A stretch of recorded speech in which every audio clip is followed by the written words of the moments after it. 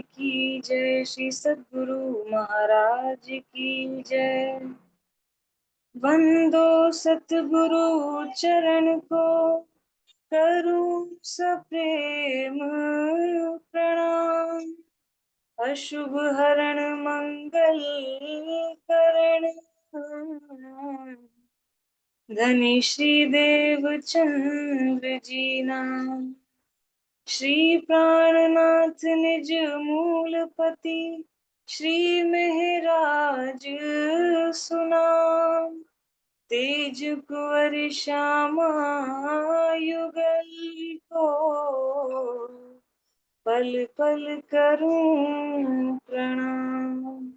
श्री प्राणनाथ तुम सत्य हो, तुमसे चलत जहाज। मैं अधीन करनी नहीं, वाह रहे की लाज। बोलिए श्री प्राणनाथ प्यारे की जय। आज का मेरा भाव कीर्तन के 76वें प्रकरण से है। निज नाम सोई जाहिर हुआ, जाकी सब दुनी राह देखत। निज नाम सोई जाहिर हुआ, जाकी सब दुनी राह देखत। मुक्त देसी ब्रह्मांड को, आए ब्रह्मा आत्म सत। निज नाम सोई जाहिर हुआ, जाकी सब दुनी राह देखत। हो मेरी सत आत्मा, तुम आओ घर सत कसम।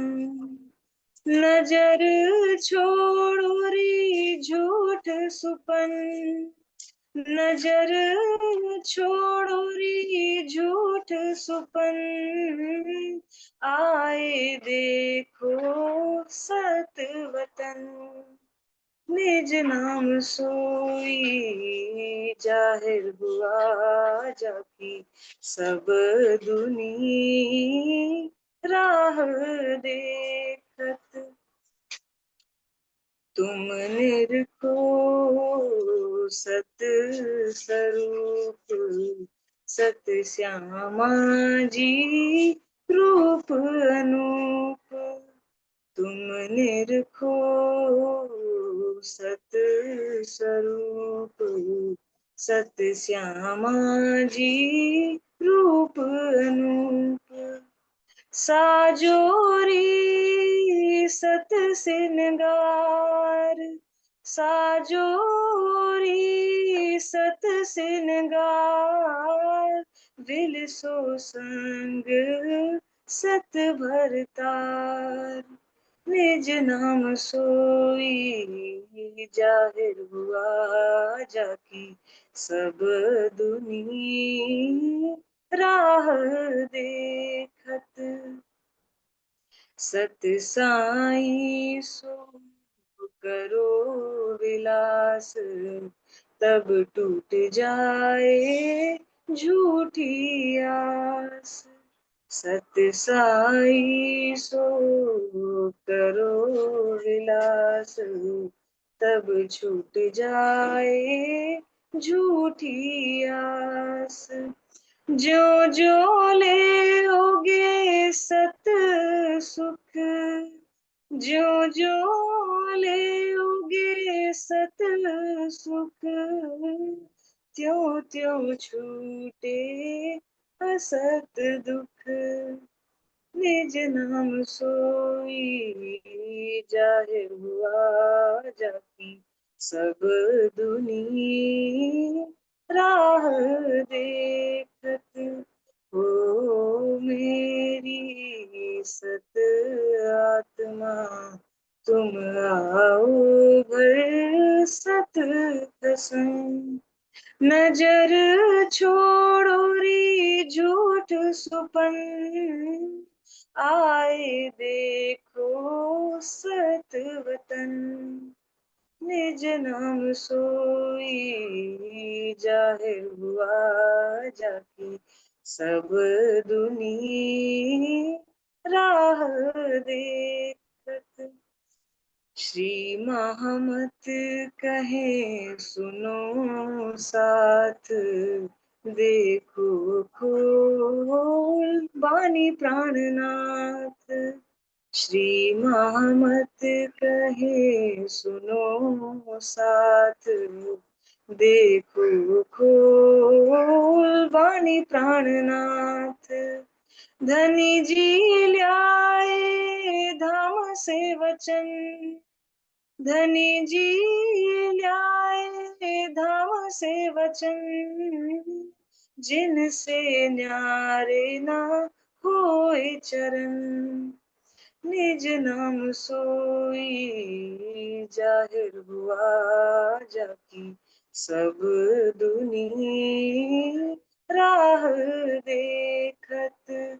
मुक्त देसी ब्रह्मांड को, मुक्त देसी ब्रह्मांड को, आए ब्रह्म आत्म सत, निज नाम सोई जाहिर हुआ जाकी, सब दुनी राह देखत, सब दुनी राह देखत, सब दुनी राह देखत। बोलिए श्री प्राणनाथ प्यारे की जय, श्री सतगुरु महाराज की जय। राम जी। प्रणाम जी। बहुत सुंदर, बहुत अच्छा वाणी गायन। आपकी आवाज भी बहुत सुंदर है, आपके दिल के भाव भी आपकी आवाज में हम सब दिल हमारे सबके दिलों तक पहुंचते हैं। बहुत सुंदर अ, वाणी गायन जो किया गया सुंदर सा जी, उसकी आखिरी चौपाई, सारी चौपाइयाँ बहुत सुंदर है, पर आखिरी चौपाई आज के हमारे प्रसंग के साथ जुड़ी हुई है। महामत कहे सुनो साथ, देखो खोल बानी प्राणनाथ, धनी ल्याए धाम से वचन, जिनसे न्यारे न होए चरण। कि महामती जी हमें बार बार कह रहे हैं कि सुंदर साथ जी सुनिए। क्या सुनना है?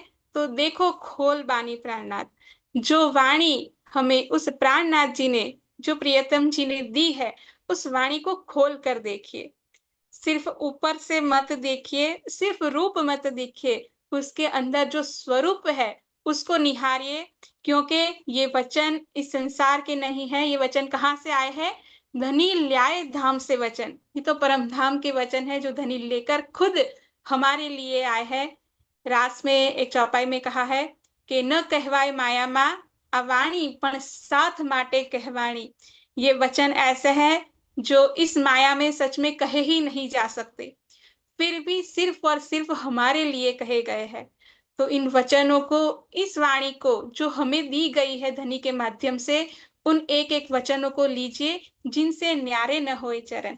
धनी के चरणों से हमारा दिल, हमारे हाथ, हमारा कोई भी अंग अलग नहीं हो सकता है, क्योंकि हम सब इन्हीं चरणों से जुड़े हुए हैं। यही हमारी सबसे बड़ी निस्बत है इन चरणों से।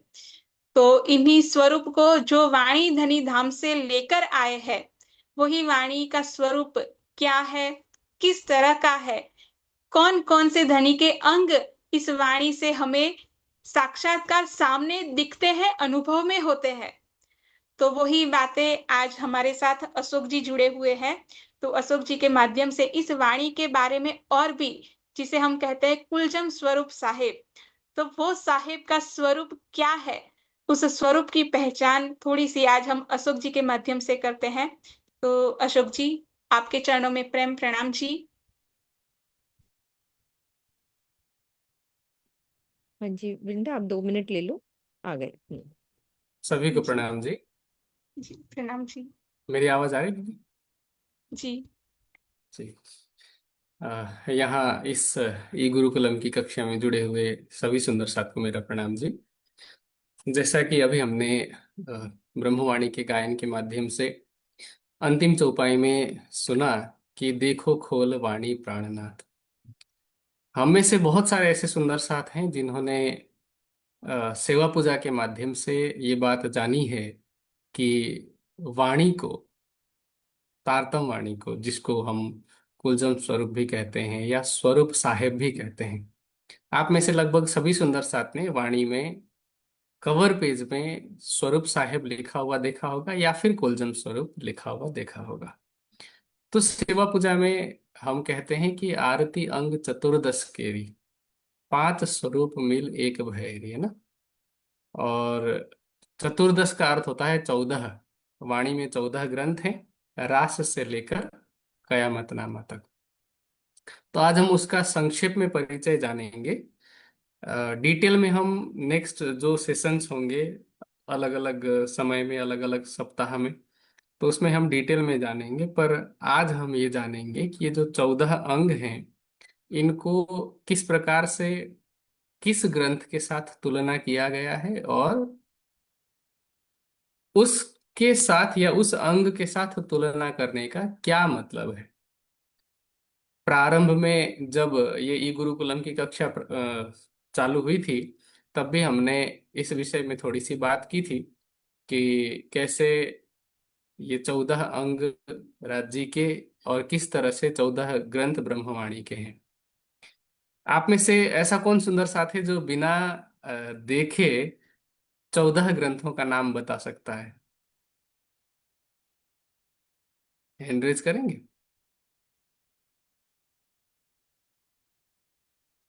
एक है अभीर, यशिका, गार्गी, सविता बेन, सभी है।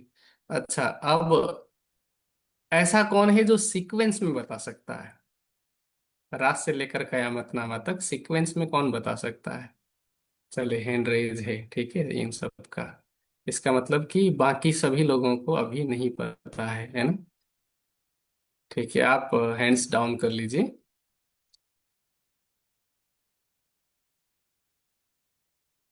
ठीक है, तो आप लोगों के लिए अभी क्लास शुरू करने से पहले ही मैं होमवर्क दे रहा हूं कि जितने भी सुंदर साथ, जितने भी स्टूडेंट्स इस क्लास में जुड़े हुए हैं, आप सबको पहला काम ये करना है, अगली क्लास से पहले, अगले सेशन से, अगले फ्राइडे की क्लास से पहले, कि वाणी के 14 ग्रंथों का नाम, वो भी सीक्वेंस में, कि रास, प्रकाश, खटऋतु, कलश, सनंद, किरंतन, खुलासा, खिलवत, परिक्रमा, सागर, श्रृंगार, सिंधी, मारिफत और कयामतनामा, ऐसे आपको याद करना है। ठीक है, एक काम ये। और दूसरा होमवर्क ये है कि रास ग्रंथ को चरण कहा गया है राज जी का। ठीक है, सेवा पूजा का ये जो प्रसंग है आरती वाला, कि रास चरण प्रकाश पिंडुरिया, खटरितु घुटन कलश जंघन की, सनंद कमर कर किरंतन सोहे, नाभि खुलासा उदर खिलवत की। तो ये पूरा चरण से लेकर के नयन सो कयामत नामा तक, ठीक है, ये सारी चौपाइयां आप याद कर लेना। ठीक है, तो इससे आपको पता चलेगा कि कौन से ग्रंथ को किस अंग से उपमा दी गई है। ठीक है, पर आज की क्लास में हम ये जानेंगे कि उन ग्रंथों को उन उन अंगों के साथ में उपमा अगर दी गई है तो क्यों दी गई है। जिन परमहंसों के द्वारा ये चौपाइयां रची गई, उनका क्या भाव रहा होगा, उस भाव को हम यहाँ जानने का प्रयास करते हैं। जी, तो ये 14 अंग है इस श्रीमुखवाणी के अंदर, और रास को चरण की उपमा दी गई है। आप रास में पहुंचा दीजिए। जी, ये श्री रास ग्रंथ है। अब देखिए कि रास को चरण क्यों कहा गया है। आपको पता है कि रास ग्रंथ में संपूर्ण जो वर्णन है वो प्रेम की लीला का है। प्रारंभ में माया के विषय में बताया हुआ है। प्रारंभ के जो प्रकरण है, जैसे हम पहले प्रकरण में क्या कहते हैं, हवे पहला मोह जल निकोहू बात, है ना। तो मोह जल के विषय में, माया के विषय में बताया। फिर इस मोह जल को पार करके किस तरह से हम ब्रह्मात्माओं ने योग माया में जाकर के राज्य के साथ प्रेम आनंद की लीला की, उसके विषय में बताया। तो रास की वाणी हमें पहले माया की पहचान कराती है, और उस माया से निकलने के लिए प्रेम ही एकमात्र आधार है, ये बताती है। ठीक है, अब संपूर्ण शरीर का आधार क्या है? चरण, है ना? चरण पर ही तो हमारा शरीर टिका होता है। तो इसी तरह से जागनी का भी जो आधार है वो है प्रेम। तो रास में प्रेम के बारे में बात की गई है, प्रेम के विषय में बताया गया है। और वो जो प्रेम है वही हम ब्रह्मात्माओं के जागनी के आधार हैं। तो इसलिए सबसे पहले रास ग्रंथ को चरण कहा गया। ठीक है। चरण के बाद आते हैं पिंडलियां। आप थोड़ा ऊपर की तरफ बढ़ेंगे तो पिंडलियां आती है। पिंडली पता है किसको बोलते हैं? घुटने से चरण के बीच का जो भाग होता है ना, पीछे का, इसको मेरे ख्याल से अंग्रेजी में काफ मसल मसल बोलते हैं। अवंतिका, एम आई राइट? ठीक है। तो बायोलॉजी बहुत सारे लोगों ने पढ़ रखी होगी, तो उसको काफ मसल बोला जाता है, इसको पिंडली कही जाती है। ठीक है। आप देखेंगे कि जब भी हम कमजोर पड़ते हैं, जब भी हमें कमजोरी आती है, तो पिंडलियों में दर्द होता है। ठीक है। अब मजबूत जो पिंडलियां हैं वो मजबूत शरीर का आधार है। ठीक है। यदि हम कमजोर पड़ जाते हैं, हमारी पिंडलियां ढीली हो जाती हैं, या फिर इसको वाइस वर्सा ऐसे भी समझ सकते हैं कि हमारी पिंडलियां ढीली होती है, इसका मतलब हम कमजोर हैं। अब प्रकाश की वाणी क्या करती है कि प्रकाश की वाणी हमारे ईमान को मजबूत करती है।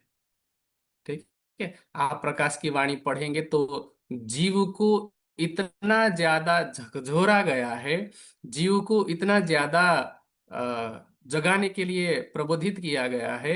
कई जगह पर तो कठोर शब्दों का भी प्रयोग किया, जैसे कि मेरे अंध अभागी जीव, तू क्यों सुताइत, विध विध धनिये जगाइया, तो है अजहू न घर सूझत।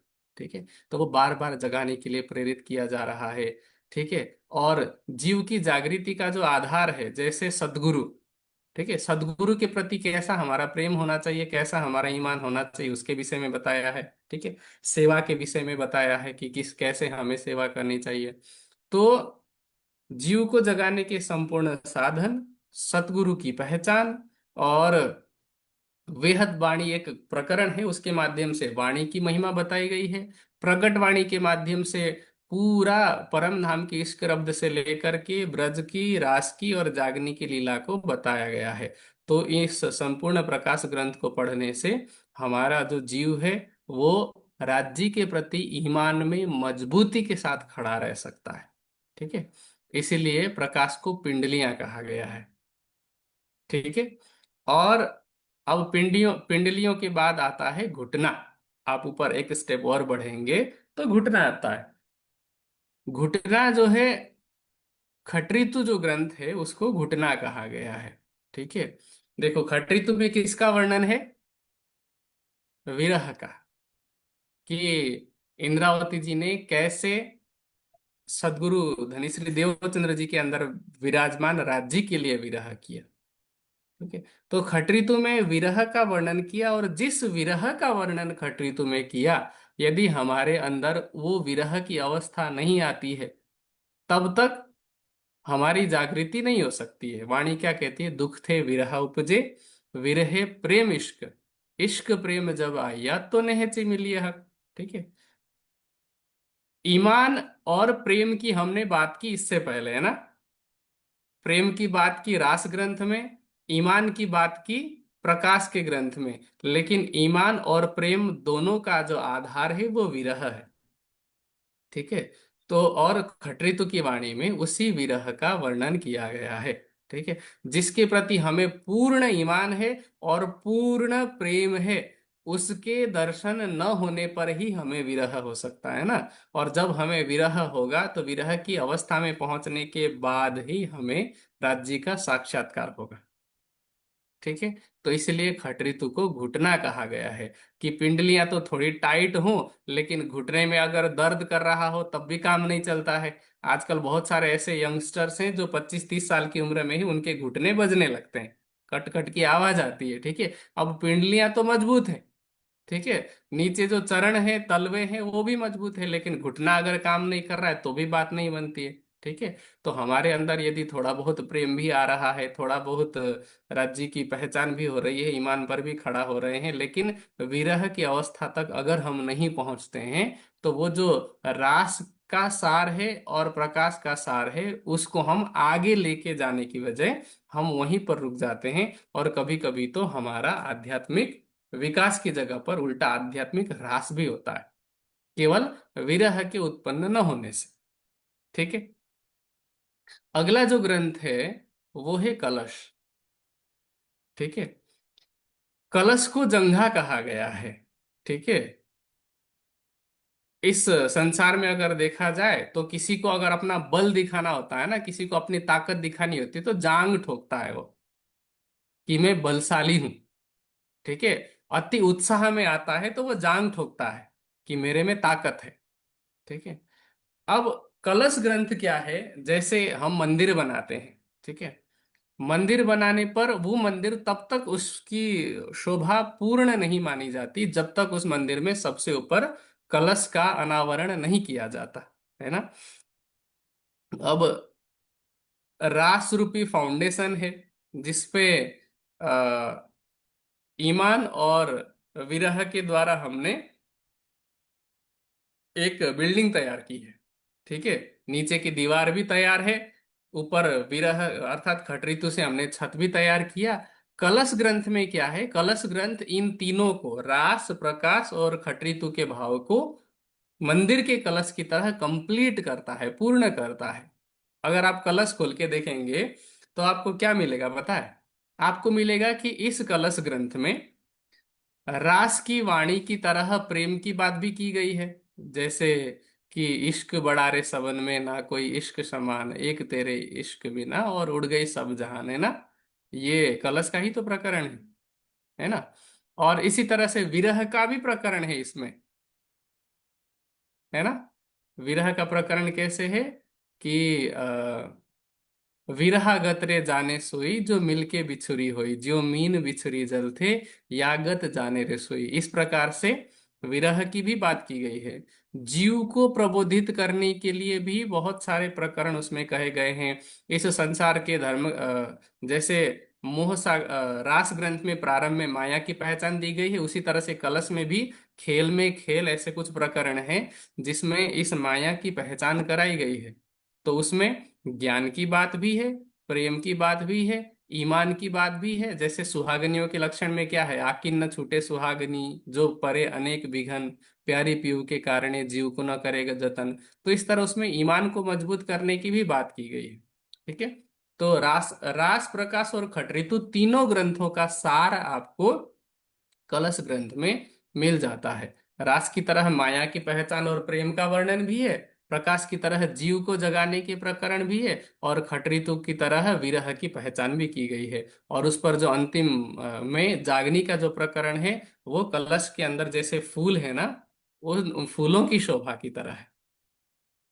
ठीक है। तो इससे क्या होता है कि जैसे अगर रास में कुछ कमी आ गई है, रास ग्रंथ पढ़ के प्रेम में कुछ कमी रह गई हो, ठीक है, इसी तरह से ईमान में और विरह में कुछ कमी रह गई हो, तो कलश ग्रंथ जो है वो रही सही पूरी कसर को पूरा कर देती है। तो उससे हमारे अंदर और दृढ़ता आती है, हमारे जैसे जांघें मजबूत होती है ना, तो उसी प्रकार हमारे ईमान में दृढ़ता आती है, हमारे आध्यात्मिक यात्रा में आगे और मदद मिलती है। ठीक है। उसके बाद आता है सनंद ग्रंथ। सनंद क्या है? सनंद राज्य का कमर है। ठीक है। अब देखिए, हर अंग का अपना अपना महत्व है। ठीक है। किसी भी अंग के बिना किसी को पूर्ण नहीं माना जा सकता है। अब मान लीजिए कि किसी के चरण भी मजबूत हैं, ठीक है, पिंडलियां भी ठीक है, घुटने भी ठीक हैं, जांघें भी मजबूत है, लेकिन अगर कमर में समस्या है तब भी बात नहीं बनती है ना। अब कमर जो है वो मजबूती का प्रतीक माना जाता है। ठीक है। जैसे अगर हमें कोई बड़ा काम करना हो, ठीक है, तो क्या कहा जाता है, कमर कस लो, यही बोला जाता है। ठीक है। कोई घुटना कस लो नहीं बोलता, कोई पिंडलियां कस लो नहीं बोलता, है ना। कोई चरणों को मजबूत कर लो नहीं बोलता, कमर कसने की बात की जाती है। ठीक है। अब सनंद ग्रंथ जो है उसको राज्य की कमर कहा गया है। कमर क्यों? देखिए, सनंद का अर्थ होता है हकीकत, वास्तविकता, सच्चाई। ठीक है। अब जो सत्य हिंदू धर्म ग्रंथों में है, ठीक है, जिसको वेद पक्ष कहा जाता है, और कुरान में जो सत्य लिखा गया है जिसको हम कत्य पक्ष कहते हैं। ठीक है, तो कुरान में जो सत्य बात लिखी गई है उसको बताने वाला, उसकी वास्तविकता को बताने वाला ग्रंथ सनद है। जैसे जो जाहिरी मुसलमान हैं वो विभिन्न प्रकार का अर्थ लेते हैं और उसी कुरान को पढ़ करके जिहाद करते हैं, धर्म के नाम पर आतंक फैलाते हैं। लेकिन सनद ग्रंथ जो है वो हमें वास्तविकता बताती है कि कैसे कुरान की सच्चाई है, कुरान की वास्तविकता क्या है। और जब ये पहचान हो जाती है, जब हमें सत्य का पता चलता है, तो हम उसी मजबूती के साथ में खड़े होते हैं। जैसे महाराजा छत्रसाल जी हैं। ठीक है, छत्रसाल जी को जब तक केवल भागवत से पहचान कराई गई थी, तब तक उन्होंने पूर्ण रूप से जागने के लिए अपना सर्वस्व नहीं दिया था। लेकिन जब उन्हें पता चला कि कतेब पक्ष में भी हमारी ही बात कही गई है, तो छत्रसाल जी ने अपना सर्वस्व जागने के लिए सौंप दिया, बिना डर के। उन 12 सुंदर साथ ने जो दिल्ली गए थे, उन्होंने भी सनंद ग्रंथ के अवतरण होने के बाद ही इतनी हिम्मत। ठीक है, तो सनंद ग्रंथ में जैसे मैंने कहा कि हकीकत बताई गई है। प्रारंभ के जो 12 प्रकरण हैं उसमें वेद पक्ष की अर्थात हिंदू पक्ष की सत्यता बताई गई है, और बाद के जो 30 प्रकरण हैं उसमें कुरान के 30 सिपारों का सार वर्णित है। और उसी से हमें पता चलता है कि प्राणनाथ जी ही आखरुल इमाम मोहम्मद मेहदी साहिब जमाम है। ठीक है, और जब हमें इस सत्यता का पता चलता है तो हम जागनी की राह में और मजबूती के साथ लग सकते हैं। ठीक है, इसलिए सनंद ग्रंथ को कमर कहा गया है। ठीक है, अगला जो ग्रंथ है वह है किरंतन। ठीक है, किरंतन को राज्य का हाथ कहा गया है, कर। ठीक है, सनंद कमर, कर किरंतन सो है। अब हाथ का काम क्या है? हाथ का काम रक्षा करना भी होता है, हाथ का काम बटोरना इकट्ठा करना भी है, हाथ का काम बांटना भी है। ठीक है, किरंतन ग्रंथ के जितने प्रकरण हैं, किरंतन ग्रंथ को मैं पूरी वाणी का एक छोटा रूप कहता हूं। अगर कोई सुंदर साथ मुझसे पूछता है कि मैं एक ही ग्रंथ लेना एफोर्ड कर सकता हूं या कर सकती हूं, तो मुझे कौन सा ग्रंथ लेना चाहिए, तो मैं उन्हें किरंतन सजेस्ट करता हूं। क्यों? क्योंकि किरंतन ग्रंथ में रास के जैसी बातें भी कही गई है। ठीक है, रास की रामतों का, जैसे श्यामा जी श्याम के संग आदि जो प्रकरण है वो रास की रामत है। ठीक है, इसी तरह प्रकाशवाणी की तरह जीव को प्रबोध करने वाले प्रकरण भी है। ठीक है, ऐसे ही कलश की तरह हिंदू धर्म ग्रंथों की बातें बताई गई है, विरह की बात भी बताई गई है, जैसे वालो विरह रस भिनो रंग विरह मा रमाण तो आदि। सनंद खुलासा मारिफत और कियामत नामा की तरह कतेव पक्ष के प्रकरण भी इसमें निहित हैं। जैसे कयामत आई रे साथ जी कयामत आई रे, इस तरह के अनेक प्रकरण हैं। खिलवत के तरह इश्क रब्द के प्रकरण भी उसमें आपको मिल जाएंगे। परिक्रमा ग्रंथ की तरह परम धाम के 25 पक्षों का वर्णन करने वाले प्रकरण भी मिल जाएंगे आपको। जैसे अभी निज नाम सोई जाहिर हुआ सुना था, उसमें क्या है, उसकी आप पूरी चौपाइयां देखेंगे तो क्या है, सत साई सो करो विलास है ना, उसमें पूरे 25 पक्षों का वर्णन है, विभिन्न पक्षों में लेकर के जाती हैं। ठीक है, तो इसी तरह से परिक्रमा का भी वर्णन हो गया। ठीक है, सागर श्रृंगार में जैसे राज्य के स्वरूप का वर्णन किया गया, ऐसे ही राज्य के स्वरूप का वर्णन भी आपको किरंतन में मिल जाएगा। जैसे स्वरूप सुंदर संकोल सकोमल रूह देख नैना खोल नूर जमाल, ये किरंतन का प्रकरण। इसी तरह उसी का अगला प्रकरण आता है, नूर को रूप स्वरूप अनूप है नूर नैना नीलवट नासिका नूर। तो इन प्रकरणों में राज्य के स्वरूप की बात बताई गई। तो सागर श्रृंगार की तरह राज्य की शोभा की बात भी बताई गई है। ठीक है, सिंधी के भी कुछ प्रकरण इसमें मिल जाते हैं, सिंधी के। ठीक है, और इसी तरह से अ, हाँ, कयामतनामा के विषय में तो मैंने बता ही दिया। ठीक है, तो शुरू से लेकर के रास से लेकर के कयामतनामा तक जितने ग्रंथ हैं किरंतन के अतिरिक्त, उन सभी ग्रंथों में जो जो बातें बताई गई है उनका संक्षिप्त रूप किरंतन है, तो एकत्रित किया गया है। और तो ब्रह्मवाणी का इसमें संक्षिप्त रूप भी है, और धर्म ग्रंथों का सार इसमें एकत्रित है। आपको इसमें वेदांत के प्रकरण मिल जाएंगे, आपको इसमें वल्लभाचार्य जी के भागवत के प्रकरण मिल जाएंगे। ठीक है, आपको इसमें योग दर्शन का सार मिल जाएगा, आपको इसमें उपनिषदों का सार मिल जाएगा। ठीक है, आपको इसमें वेदों का रहस्य मिल जाएगा, सारी बातें इसमें निहित है। तो सारी बातें इकट्ठी की गई है। यदि कोई व्यक्ति केवल किरंतन ग्रंथ को भी समझे तो वो पूरी वाणी को समझ सकता है। ठीक है, तो किरंतन का काम क्या है? जैसे हाथ एकत्रित करता है और फिर बांटता है, इसी तरह संपूर्ण किरंतन ग्रंथ में ब्रह्मवाणी के भाव को एकत्रित किया गया है। ठीक है, इसलिए किरंतन ग्रंथ को राज्य का हाथ कहा गया है, कर। ठीक है, आगे क्या है?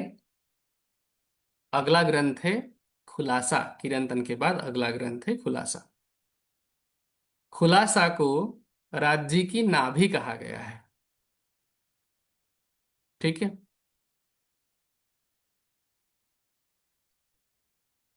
देखिए, आप में से जितने लोग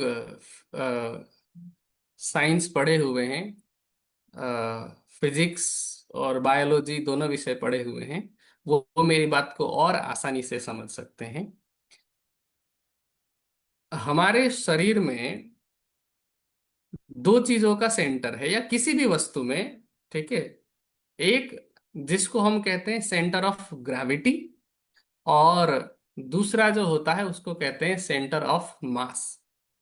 ठीक है, मतलब कि गुरुत्वाकर्षण का भी जो केंद्र बिंदु है, और जो गुरुत्व है, जो भार है, उसका भी जो केंद्र बिंदु है, सेंटर ऑफ ग्रेविटी और सेंटर ऑफ मास। हमारे शरीर में जो नाभि है, नाभि का काम का है बैलेंस बनाना, हमारे शरीर के वो सेंटर में है। ठीक है, अब हमारे शरीर का जो बैलेंस बना हुआ है वो इस कारण से, अगर आप जानवरों की बात करें, जो जिसको हम चौपाई बोलते हैं, ठीक है, उनका सेंटर ऑफ ग्रेविटी और सेंटर ऑफ मास हमसे थोड़ा अलग होता है। ठीक है, होता है, उनका भी केंद्र बिंदु नाभि में ही है, पर उनके चार पैर हैं। तो इसलिए आपने देखा होगा कि ये जो पशु हैं वो पैदा होते ही कुछ समय के बाद ही, उसी दिन कुछ घंटों के बाद चलने फिरने लगते हैं। लेकिन मनुष्य को चलने के लिए समय लगता है, क्योंकि उनका सेंटर ऑफ ग्रेविटी और सेंटर ऑफ मास अलग अलग होता है, इसीलिए उनको बैलेंस बनाने में समय लग जाता है। ठीक है, तो इतना पता चल गया कि नाभि का जो काम है वो बैलेंस बनाना है। ठीक है, अब अगर हम खुलासा की बात करें, खुलासा ग्रंथ में किसका खुलासा किया गया है? कतेव पक्ष का। ठीक है, और हमें खुलासा ग्रंथ से पता चलता है कि किस तरह से जैसे हमने सनंद की बात करी, कुरान की बात बताई गई है, ऐसे ही खुलासा ग्रंथ में कुरान के और अनसुलझे रहस्यों का खुलासा किया गया है। खुलासा ग्रंथ हमें ये बताती है कि कैसे हिंदू पक्ष में और मुसलमान पक्ष में समानता है। जैसे एक चौपाई आती है, आपने सबने सुना होगा कि जो कछु कया कतेब ने, सोई कह्या वेद, दो बंदे एक साहिब के, पर लड़त बिना पाए भेद। दूसरी चौपाई आती है खुलासा में ही, नाम सारो जुदे धरे, लई सबो जुदी रसम, सब में उम्मत और दुनिया, सोई खुदा सोई ब्रह्म। जिसको कते पक्ष खुदा कहता है उसे ही वेद पक्ष ब्रह्म कहता है। ठीक है, और परमात्मा एक ही है, केवल भाषा का भेद है, और भाषा के भेद के कारण ही ये सारा झगड़ा है, ये बात स्पष्ट करती है खुलासा की वाणी। तो खुलासा की वाणी क्या कर रही है? हिंदू और मुसलमानों में बैलेंस बनाने का काम करती है। यदि इस खुलासा ग्रंथ की पहचान हो जाए, या खुलासा ग्रंथ के ज्ञान का प्रचार प्रसार हो जाए, या इसके सिद्धांत का प्रचार प्रसार हो जाए, तो जो भी वर्तमान में धर्म के नाम पर झगड़े चल रहे हैं, जो कुछ भी, वो सारा झगड़ा समाप्त हो सकता है। ठीक है, तो इस प्रकार ये जो खुलासा ग्रंथ है वो नाभि है, बैलेंस बनाती है। और आप देखेंगे फैक्ट की बात, कि जब आप गिनने लग जाते हैं, ठीक है, वैसे तो 14 ग्रंथ हैं, ठीक है, आप गिनेंगे तो खुलासा ग्रंथ सेंटर में ही पड़ता है। ठीक है, और आप में से जितने लोग हैं, अगर वाणी, कभी कभी वो फलश्रुति की चौपाई निकालते हैं ना आंख बंद करके, ठीक है। तो आप देखेंगे कि 10 में से 7 बार जो है वो खुलासा की वाणी निकलती है।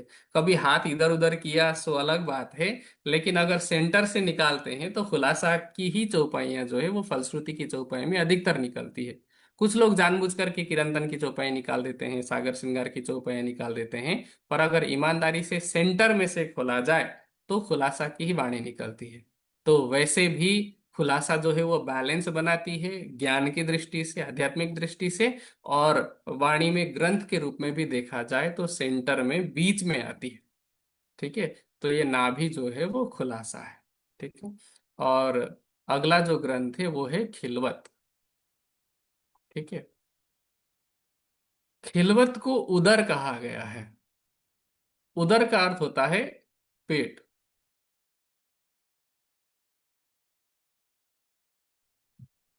अब जैसे हमारे पेट में क्या है वो तो हमें ही पता होता है ना, हमने क्या खाया था वो हमें पता है। ठीक है। तो जैसे पेट में क्या क्या है और किस अवस्था में है वो केवल पेट जानता है। ठीक है। अगर पेट चेतन होता तो वो बता पाता। ठीक है। ऐसे ही खिलवत ग्रंथ जो है, खिलवत का अर्थ होता है एकांत स्थान।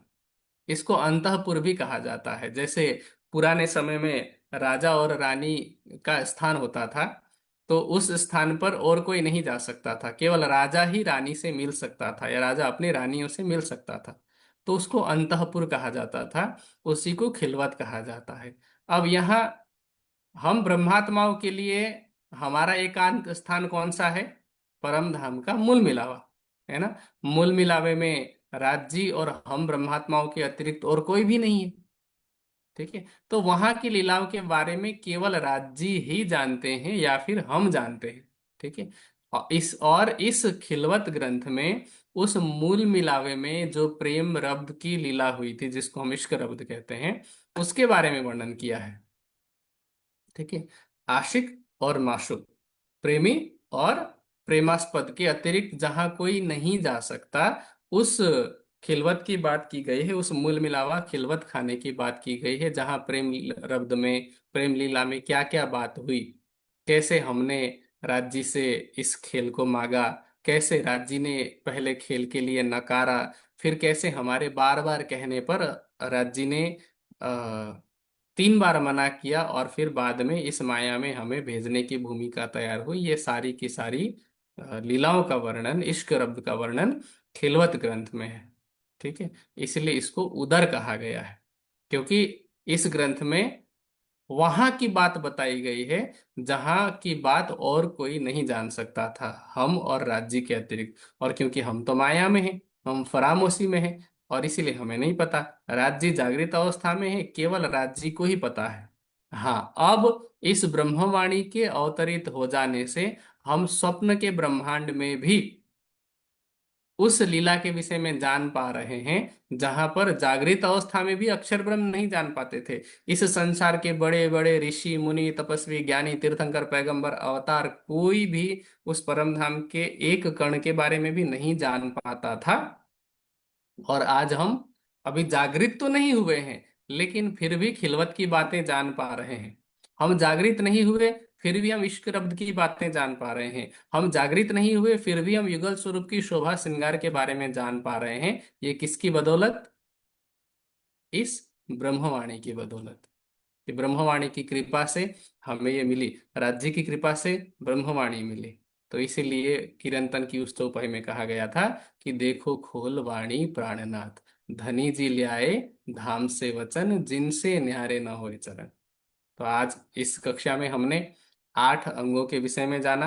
अगली कक्षा में संभवतः अगला जो सप्ताह होगा उसमें हम बुद्ध जी शाखा के विषय में चर्चा करेंगे, ऐसा कुछ ऐसी योजना है। पर उससे अगली कक्षा में हम अगली 6 अंगों के विषय में जानेंगे। लेकिन केवल इतना जानना पर्याप्त नहीं है। जिस प्रयोजन से इन अंगों की महिमा बताई गई है, जैसे राज्य के साक्षात स्वरूप हमारे सामने यदि प्रकट हो जाए राज्य का, तो हम राज्य से कैसा प्रेम करेंगे, वैसा ही प्रेम का भाव, वैसे ही श्रद्धा का भाव, वैसे ही अनुराग का भाव हमारा इस ब्रह्मवाणी के प्रति भी हो। जैसे हम राज्य को देखना चाहते हैं, वैसे ही ब्रह्मवाणी को भी हम रोज देखना चाहें। ठीक है, खोल करके ये चौपाई क्या कहती है। वाणी कहती है, हक बैठे इन इलम में तो दिल अर्श हुआ रोशन। इस ब्रह्मवाणी में राजी बैठे हुए हैं ज्ञानमय स्वरूप से। ठीक है, तो ये ब्रह्मवाणी के प्रति भाव पैदा करना, ब्रह्मवाणी पढ़ने के प्रति रुचि पैदा करना, ये इसका उद्देश्य है, आज की कक्षा का उद्देश्य है। ठीक है, तो अगली कक्षा में जब हम उपस्थित होंगे तो आज का जो होमवर्क है आपको याद रखना है। और जो आज मैंने आप लोगों को बताने का प्रयास किया 14 अंगों का, उस विषय में मैंने लिख करके भी रखा हुआ है। मैं आप सबको भेज दूंगा व्हाट्सएप ग्रुप में, या हाँ इसी ग्रुप में मैं डाल दूंगा। आप लिख सकते हैं, चाहें तो लिख करके नोट्स बना सकते हैं, नोट्स बना करके पढ़ सकते हैं, तैयारी कर सकते हैं। पर इन सब सारी तैयारियों का सार केवल यही होना चाहिए कि हम ब्रह्मवाणी से जुड़ें, हमारा ब्रह्मवाणी के प्रति प्रेम हो, उसके प्रति हमारी श्रद्धा हो। ठीक है, तो इसी के साथ मैं इन शब्दों को, आज की कक्षा को यहीं पर समाप्त करता हूँ। सबको प्रणाम। जी, प्रेम प्रणाम जी। बहुत ही सुंदर रूप से हमने वाणी के इन अंगों को, ध्वनि के इन स्वरूप को थोड़ा-सा आज समझाए सुंदर साथ जी। अवंतिका जी ने जो वाणी गायन शुरू किया, उसमें एक चौपाई बहुत सुंदर इसके साथ-साथ थी कि "सत साई सो करो विलास, तब तब टूट जाए झूठी आस। ज्यों-ज्यों लेओगे सत सुख, त्यों तो छूटे असत दुख।" तो ज्यों-ज्यों लेओगे सत सुख, ये वाणी ही हमारी है, यही स्वरूप है जो सत है और इसी में सुख है, इसी में अखंड आनंद है। और जैसे-जैसे इस सत सुख को हम लेते जाएँगे, त्यों-त्यों छूटे असत दुख। तो ये माया जो हमें राज्य के स्वरूप को देखने नहीं देती है या समझने नहीं देती है, तो इन्हीं वाणी के वचनों के माध्यम से ही जैसे-जैसे इससे जुड़े रहेंगे, जैसे अभी अशोक जी ने बहुत अच्छे से बताया कि वाणी के वचनों को रोज़ देखें, सिर्फ़ देखें नहीं, पढ़े और मंथन करें, तो जितना इसके करीब हम रहेंगे, उतना ये झूठ जो है, असत जो है, दुःख जो है माया का, वो हमसे छूटता जाएगा, दूर होता जाएगा। तो आज का क्लास बहुत ही खास रहा। ये ध्वनि के इन अंगों को हमने बहुत अच्छे से, बहुत ही थोड़े में पर बहुत कुछ हमने समझा। तो सभी सुंदर साथ जी के चरणों में प्रेम प्रणाम जी। अशोक जी हमारे साथ जुड़े हुए हैं, तो किसी भी सुंदर साथ जी का कोई प्रश्न हो या दिल में कोई भाव हो, तो वो बता सकते हैं सुंदर साथ जी।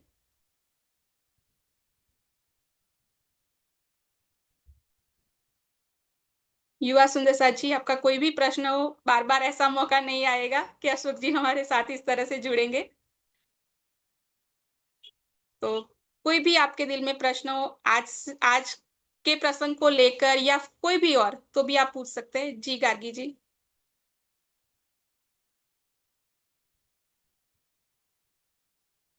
जी, अनम्यूट कीजिए।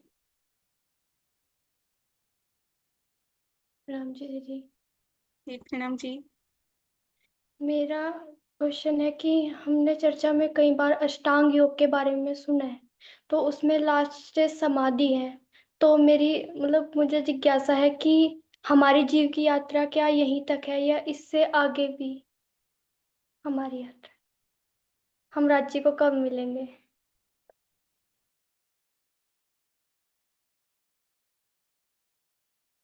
ऐसा है कि अष्टांग योग जो है, सबसे पहले इसको ऐसे समझते हैं, योग का अर्थ होता है जुड़ना, है ना, मिलना। ठीक है, तो हमारी जो योग पद्धति है वो राज्य से मिलने की है ना, यही तो हमारा लक्ष्य है, राज्य से मिलना हमारा लक्ष्य है। अब अगर हम अष्टांग योग की बात करते हैं तो उसमें 8वां जो अंग है वो समाधि है। समाधि से पहले ध्यान आता है। समाधि का जो अर्थ है वो क्या है, ध्यान की वो गहनतम अवस्था। ठीक है, वो ये ध्यान की ही अवस्था है, लेकिन ध्यान में टूटने की संभावना होती है जल्दी से। मतलब 3 घंटे तक अगर आप अधिकतम बैठ पा रहे हैं तो वो ध्यान की अवस्था है। लेकिन उससे ऊपर अगर आप बैठ पाते हैं, और कैसे बैठ पाते हैं, कि जब आपको इस संसार की सुध नहीं है, ठीक है, इस संसार से बेसुध होकर के जिसका आप ध्यान कर रहे हैं उसमें आप डूब जाते हैं तो वो समाधि है। ठीक है, पहुंचना ध्यान है और डूब जाना समाधि है। ठीक है, तो जीव का तो लक्ष्य यही है ना। हाँ, अब अगर हम कंपैरिजन करते हैं, तुलनात्मक दृष्टि से देखते हैं अष्टांग योग को और निजानंद योग को, तो अष्टांग योग के आधार पर अगर देखा जाए तो उसमें डूबने के लिए कोई आधार नहीं है। निजानंद योग में, निजानंद योग अष्टांग योग से उल्टा या अलग नहीं है। निजानंद योग में अष्टांग योग को ही कैसे लेकर के चलना है, जैसे हमें तो राज्य के स्वरूप का आधार मिला हुआ है ना, हमें किस में डूबना है? राज्य की शोभा में, श्रृंगार में, परम धाम की लीलाओं में, तो हमें तो आधार मिला हुआ है। ठीक है, तो आपने जो पूछा कि जीव का लक्ष्य हमारा क्या यहीं तक है, अगर इतना मिल जाता है तो और क्या चाहिए, है ना। और अगर आपको थोड़ा डाउट था समाधि के संदर्भ में तो आप पूछ सकते हो, पर समाधि का अर्थ ही यही है। युद्ध समाधौ धातु है एक, जिससे योग शब्द बनता है। ठीक है, जिसमें कि एकाकार हो जाना, युद्ध समाधौ का अर्थ ये होता है। ठीक है, तो हम राज्य से एकाकार हो, यही तो लक्ष्य है हमारा। या आप कुछ अलग समझ रहे थे समाधि का अर्थ? आप बोलिए। नहीं, मतलब जैसे कि हमने सुना ना कि स्टेज होती है कि परमहंस, ऐसे हंस, और बहुत सी, ऐसा सुना था, तो मैं उसके बारे में भी थोड़ा जानना चाहती ऐसा है, एक ग्रंथ है, उसका नाम है योग वासिष्ठ। ठीक है, योग वासिष्ठ में 7 भूमिकाओं के बारे में बताया है। 7 भूमिका मतलब 7 स्टेप ऐसा समझ सकते हैं। ठीक है, तो उसमें जो 7वीं अवस्था है वो परमहंस की अवस्था है। ठीक है, मतलब सबसे ऊंची जो अवस्था है वो परमहंस की है। ठीक है, और परमहंस उसको कहा जाएगा जो ध्यान की उच्चतम अवस्था तक पहुंचे, समाधि की अवस्था में पहुंचे। तो जो समाधि की अवस्था तक पहुंचे वो परमहंस है। और समाधि की उच्चतम अवस्था तक पहुंचने का जो श्रेय है वो ब्रह्म सृष्टियों को मिला हुआ है, अधिकार जो है वो ब्रह्म सृष्टियों को मिला हुआ है। हाँ, लेकिन उस अधिकार को पाने के लिए अपना कर्तव्य करना पड़ेगा। ठीक है, और वो कर्तव्य है चितवनी।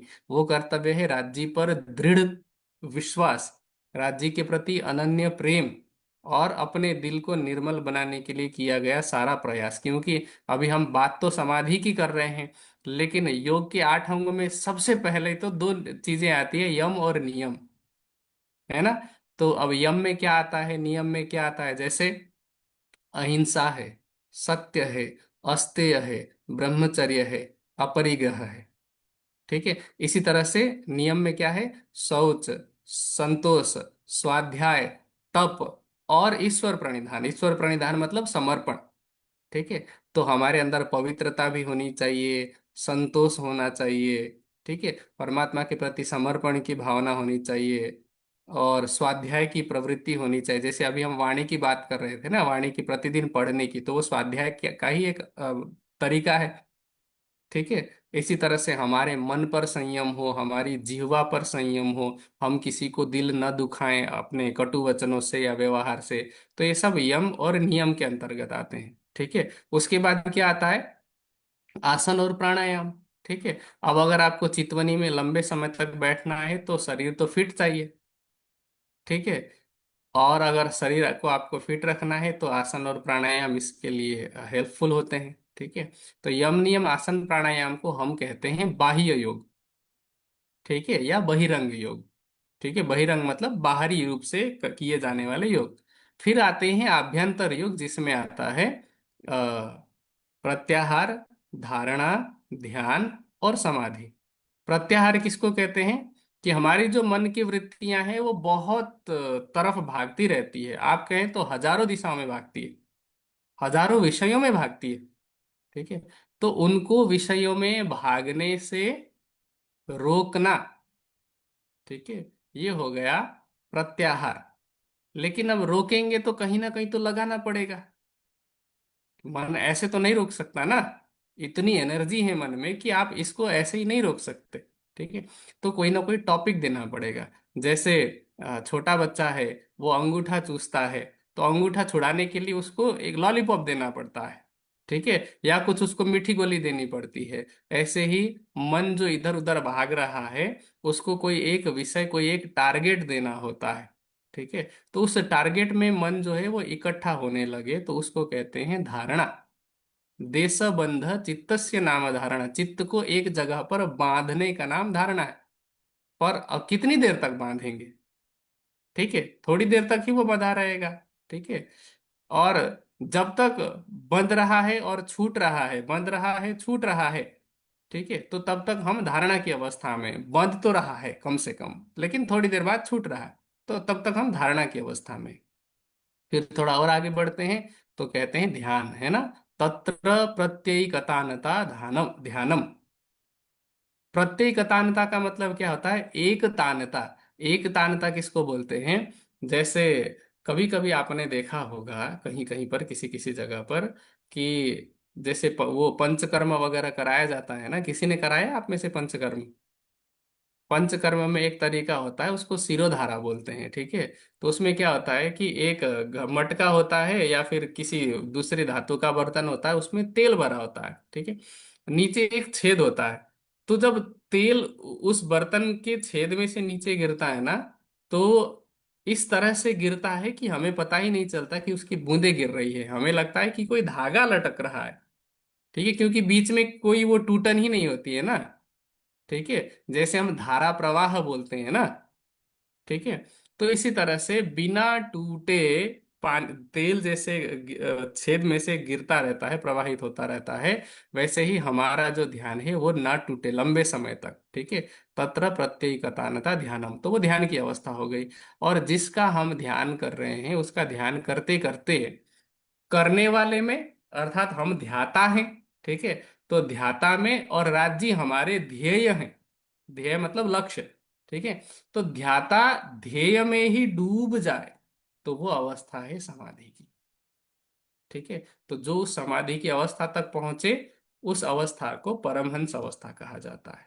क्योंकि समाधि की अवस्था में तो वो शरीर भाव से ऊपर हो जाते हैं। शरीर का भाव भी समाप्त हो जाता है, अपने अंतस्करण का भाव भी समाप्त हो जाता है, रूप का भाव समाप्त हो जाता है, संसार का भाव सब समाप्त हो जाता है, और आत्म भाव में स्थित होते हैं। तो वो आत्म भाव में स्थित होने की जो अवस्था है वो परमहंस अवस्था है। ठीक है।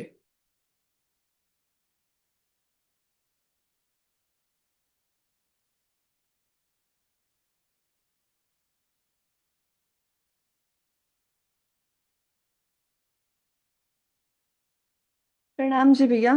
प्रणाम प्रणाम जी। सुंदर साथ जी। भैया जैसे हम चितवनी में बैठते हैं तो जैसे मैं पर्सनली अपने आप यूट्यूब से जो स्वामी जी की वीडियो है 1 घंटे की, वो लगा के चितवनी में बैठने की कोशिश करते हैं। तो क्या अगर लंबे टाइम तक हम वो चीज़ को कंटिन्यू करते हैं तो क्या ये सही है, या फिर जो पैटर्न स्वामी जी बोलते हैं कि ऐसे ऐसे 14 लोक से बाहर जाना और ये सारी चीजें, या उसको याद करके खुद से चितवनी में बैठने की कोशिश हाँ, की जाए? प्रारंभ में जब आप बिगिनर स्टेज पे हो तो ऑडियो सुन करके करना ठीक है। जी। लेकिन कुछ टाइम के बाद जब आपको पता चल गया, तरीका पता चल गया, तो उसके जी। बाद फिर आप वो ऑडियो बंद कर दीजिए। आपको तो चल ही गया, थियरी आपको पता चल गई। और जब जी। आप बैठना शुरू कर रहे हैं और बैठ पा रहे हैं तो ऑडियो बंद कर दीजिए, और उसके बाद फिर आप जितना बैठ पाते हैं आप बैठिए ठीक। उसमें। ठीक है भैया। प्रणाम जी भैया। प्रणाम जी। जी ऐसे करें। जी प्रणाम जी भैया। प्रणाम जी। मेरे मन में 2-3 दिन से एक प्रश्न आ रहा था तो मैं वो पूछती हूँ। मतलब जैसे मैंने कुछ सुंदर साथ की चर्चा में सुना कि वो ऐसे कहते हैं कि पहले जैसे राम रतन दास जी के द्वारा जागनी लीला हो रही थी, और फिर सरकार श्री जी अब जैसे स्वामी जी के द्वारा। तो मेरा प्रश्न ये आ रहा था मेरे मन में कि मुझे इस चीज का एहसास कब होगा कि मतलब कि धाम धनी इनमें बैठ के लीला कर रहे हैं, मतलब इतना ईमान मेरे अंदर कब आएगा। मतलब अब मुझे समझ आने लगी है चर्चा, वाणी भी समझ आने लगी है, मतलब पढ़ने भी लगी हूँ। मतलब अपने सदगुरु पर पक्के वाला ईमान, मतलब मुझे ऐसा लगता है कि जिस दिन मुझे वो आएगा ना, तब शायद मुझे राज्य का दीदार होगा।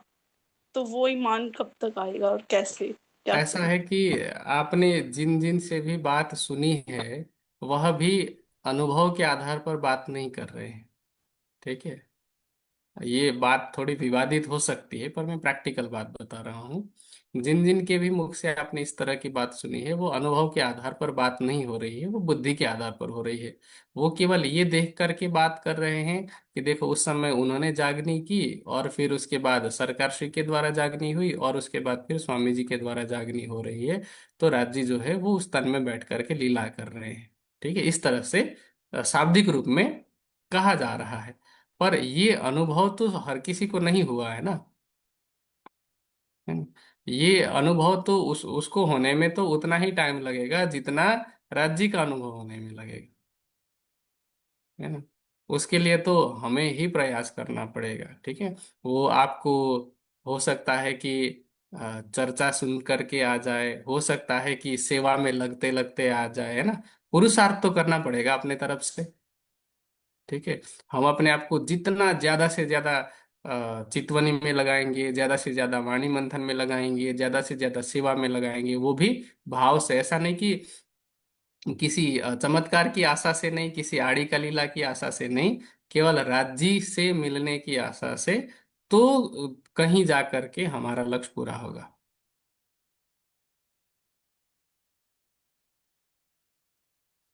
हाँ लक्ष्य भाई। प्रणाम जी। नाम जी। मेरा प्रश्न ये था कि जैसे हम मतलब वाणी गायन मतलब दिन भर हम सुनते और गाते हैं, तो दिन भर हमारे मुख पर आता है, और वो संगीत मतलब वाणी गायन या फिर संगीत मतलब हमारे दिन भर मुख पर रहता है।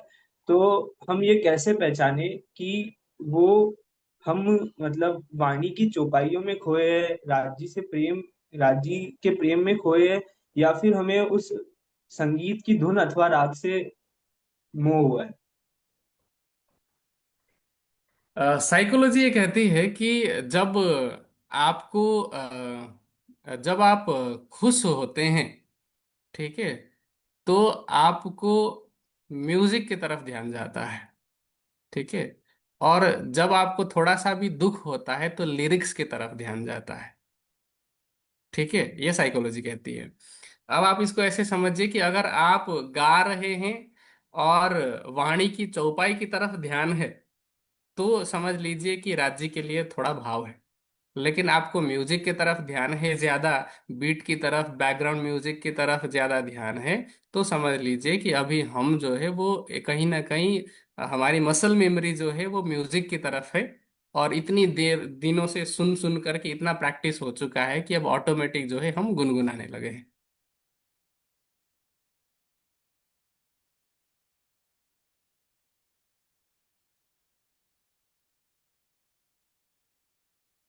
अब जब जब आप गुनगुनाए आगे तो देख लीजिएगा कि चौपाई के शब्द में हमारा ध्यान जा रहा है कि केवल म्यूजिक पे ध्यान जा रहा है।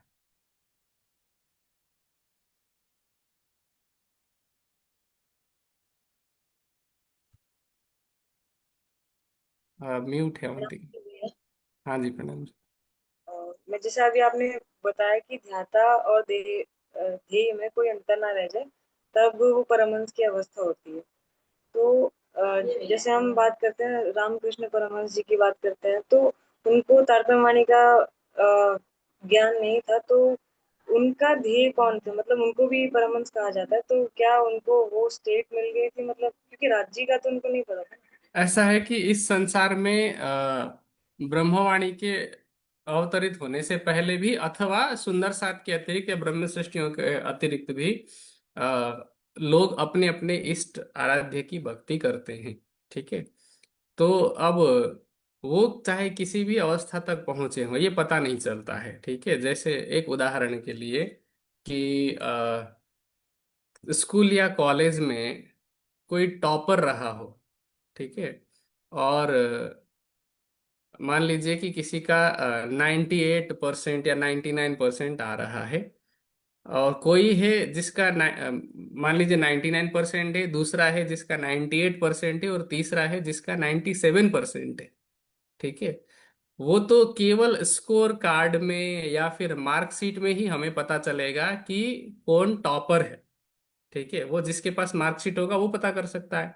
लेकिन अगर आप नॉलेज के हिसाब से देखें, अगर आप बातचीत के हिसाब से देखें, अगर आप किसी के आईक्यू के हिसाब से देखें, तो तीनों में आपको कुछ ज्यादा फर्क तो नहीं लगेगा ना। एक एक नंबर के कारण जो है वो आगे पीछे हुए हैं।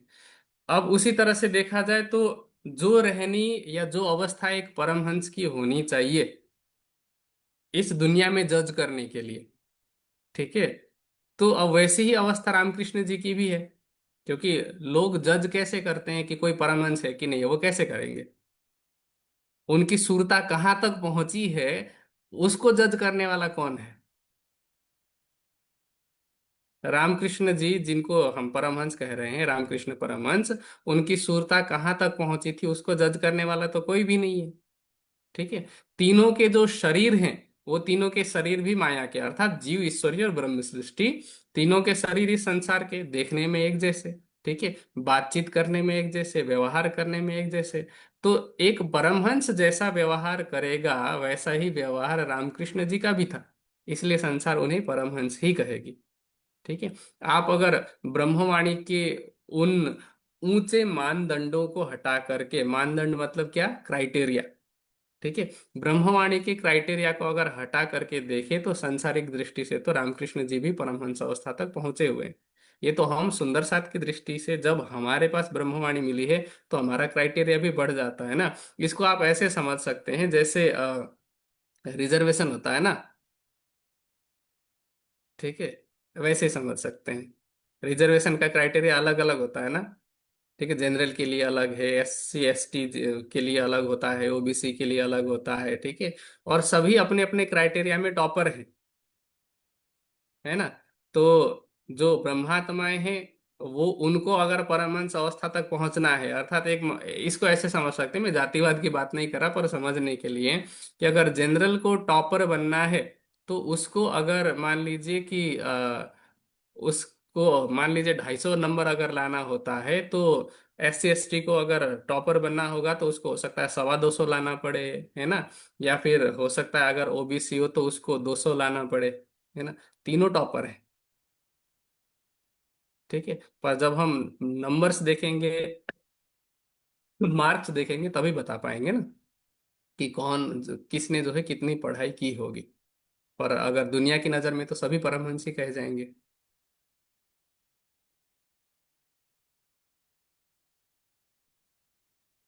जी, बहुत सुंदर। किसी और सुंदर साथ जी का कोई प्रश्न?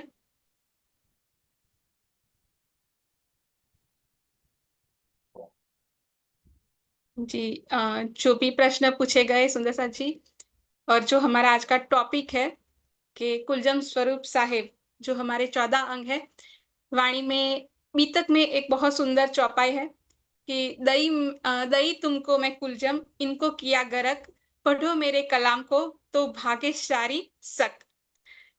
दई तुमको मैं कुलजम, कुलजम के बहुत सारे अलग अलग अपने अर्थ सब करते हैं, लेकिन मेन देखे तो उसकी गहराई है, ये बहुत बड़ा सागर है और उसकी बहुत बड़ी गहराई है। तो जिस तरह से अभी 14 अंग समझे हैं, अभी जो आधे ही हमने समझे, आधे अब अगली बार समझेंगे।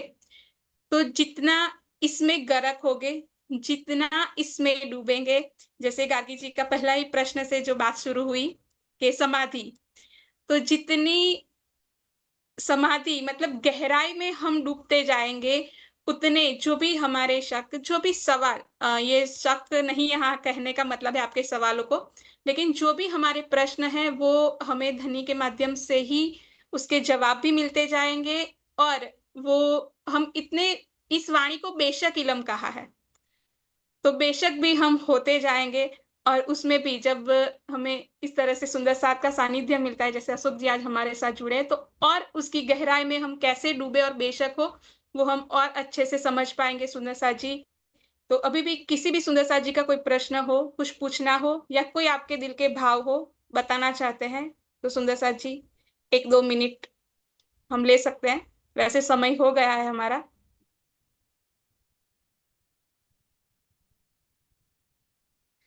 हमारे बाल सुंदर साथ जी भी देखिए कब से बैठे हुए हैं, सुन रहे, अभी रहे। बहुत सारे सुंदर साथ हमारे साथ जुड़े हुए हैं, बाल सुंदर साथ जी भी, कि इस गहराई में वो भी डूबना चाहते हैं। तो उनकी जर्नी तो देखिए अभी से शुरू हो गई है, तो हमें भी उनकी तरह डूबते रहना है। तो लगता है किसी भी सुंदर साथ जी का कोई सवाल नहीं है। अशोक जी, प्रणाम जी, आपका प्रणाम बहुत जी, धन्यवाद। सभी को प्रणाम जी। जी, आप बहुत बिज़ी शेड्यूल में से भी समय निकाल के आए हैं और इसी तरह आते रहिए, तो हम और ज़्यादा गहराई में डूबते जाएँ, समाधि की उस अवस्था तक पहुँच पाएँ। तो सभी सुंदर साथ जी, आप सभी के चरणों में प्रेम प्रणाम जी। बोलिए श्री प्रणाम जी, प्राणनाथ सभी को। के की जय, धाम के धनी की जय। ब्रह्म ज्ञान ही अमृत है, प्रेम ही जीवन है।